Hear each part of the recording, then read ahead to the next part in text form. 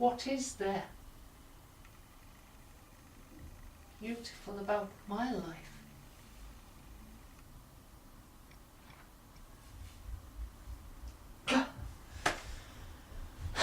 I must go and do some writing presently.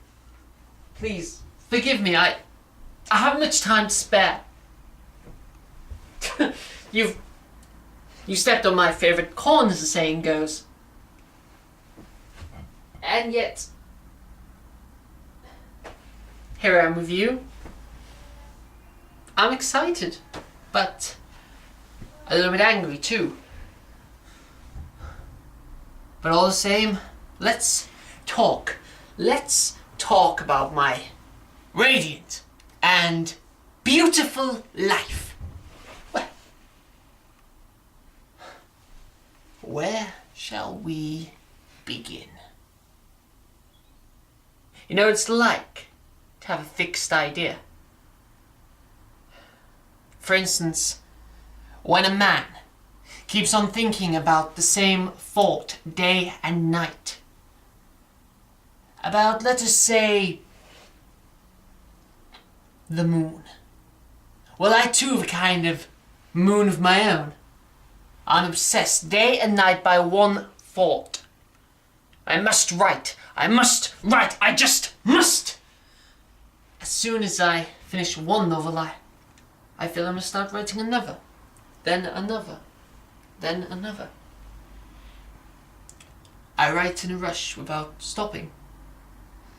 Tell me, what is there radiant and beautiful about that, I ask you?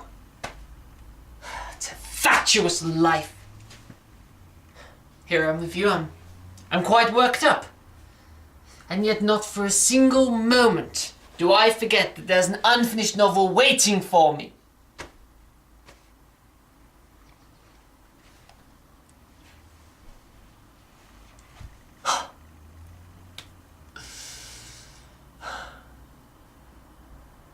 I look over there and I see a cloud shaped like a grand piano.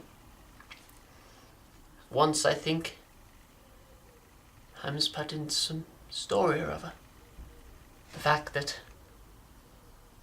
a cloud shaped like a grand piano has floated by. There's a scent of heliotrope in the air. I take a mental note. Sickly scent. Flower. Colour of a widow's dress.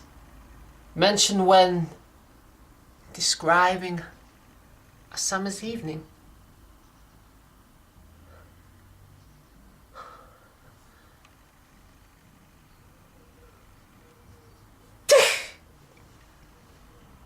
I clutch at every word and sentence I utter, and every word you utter too, and hurriedly lock them up in my little literary pantry.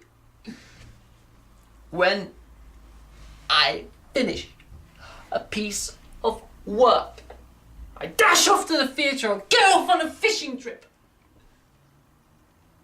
And that's the time I ought to relax and forget myself. But no, something that feels like a heavy cast iron ball begins to revolve in my brain.